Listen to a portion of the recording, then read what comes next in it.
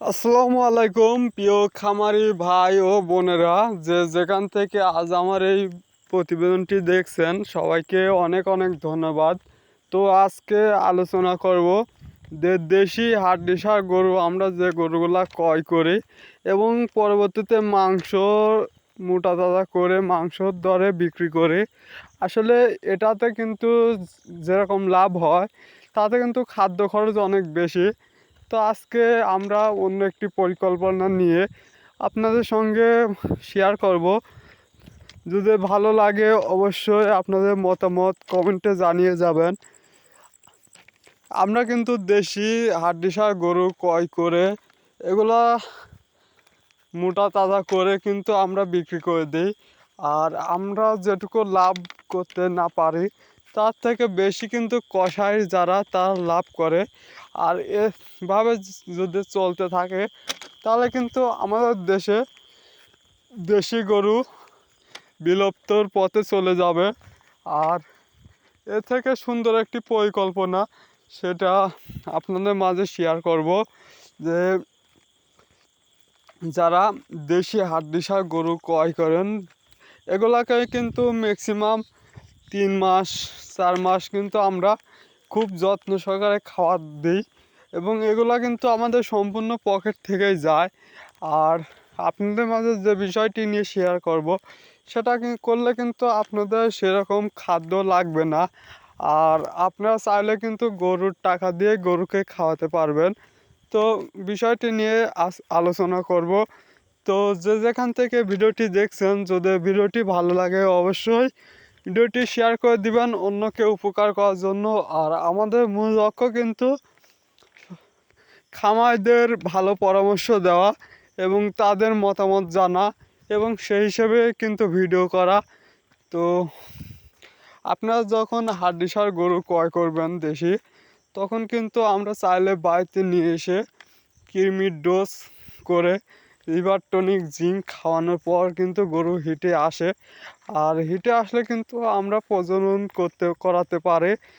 তাহলে কি, আর আপনি যদি আপনার দেশি গরুকে সাহিওয়ালের বীজ দেন তাহলে কিন্তু সর্বোচ্চ বেশি লাভবান হওয়া যায় আপনার গরু মোটা তাজা করার থেকেও। কারণ আপনি যদি গাভীকে সাহিওয়াল বীজ দেন তাহলে কিন্তু আপনি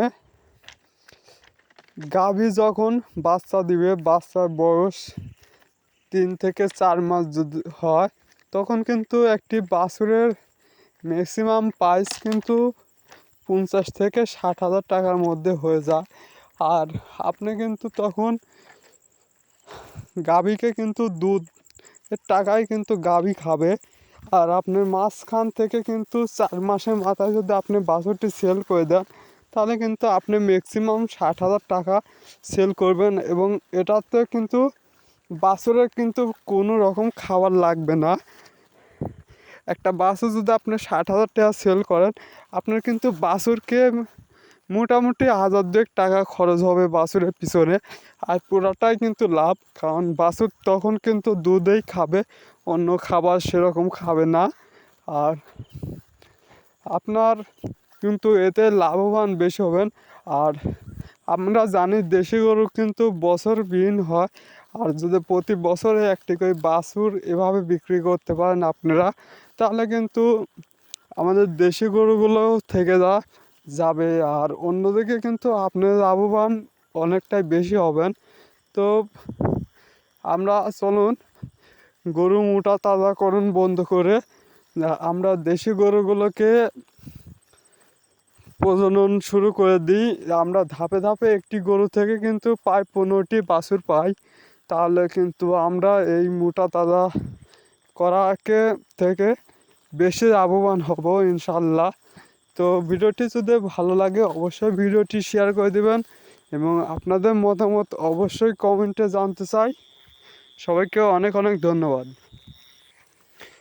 আর ভিডিওটি শেষ করার শেষে একটি কথা, যে আপনারা যদি আপনাদের খামারের ভিডিও আমাদের ইউটিউব চ্যানেলে প্রচার করতে চান তাহলে অবশ্যই আমাদের সঙ্গে যোগাযোগ করুন। তাহলে কিন্তু আমরা চলে যাব আপনার খামারে এবং আপনার যে নতুন নতুন আইডিয়া এগুলো কিন্তু অন্যের মাঝে শেয়ার করে দেব। তো ভিডিওটি এখানে শেষ করলাম। তো সবাইকে অনেক অনেক ধন্যবাদ। আসসালামু আলাইকুম।